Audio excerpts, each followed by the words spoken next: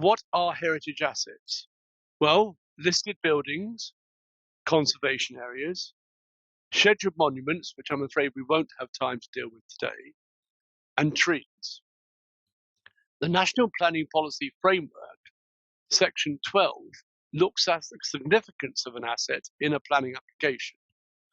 And we will also be looking at government proposals for reform in the Levelling Up and Regeneration Bill. Now, whether or not that bill does actually take effect, we don't know at this stage, because at the time of recording, we don't even know who the new Prime Minister will be.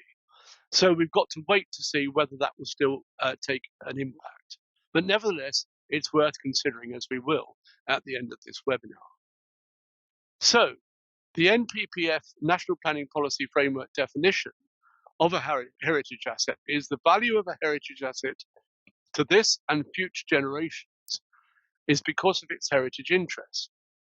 The interest may be archaeological, architectural, artistic, or historic.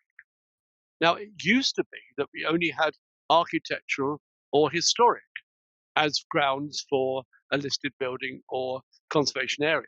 But now they've added archaeological or artistic, which means that you need to look at the wider scope for heritage assets.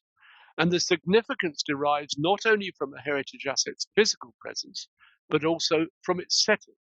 And this is something which is very, very important to understand, that it's not only the listed building and its curtilage you need to look at, but also its setting. In other words, where it is situated, how anything that is going to develop in the setting will impact on the building. Non-listed heritage assets can be protected.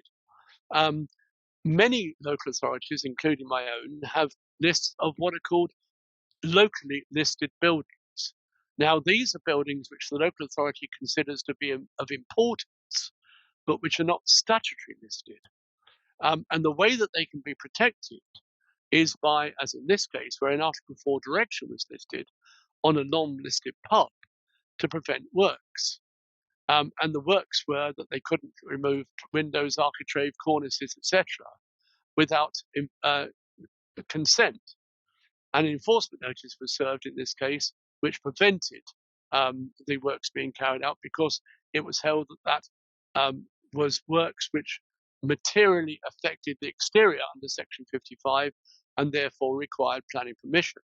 So with non-listed, locally listed buildings, non-statutorily listed, locally listed buildings, they can be protected by Article 4 directions. And in a conservation area, an Article 4.2 direction can be served, which will severely limit what you can do to a building in a conservation area.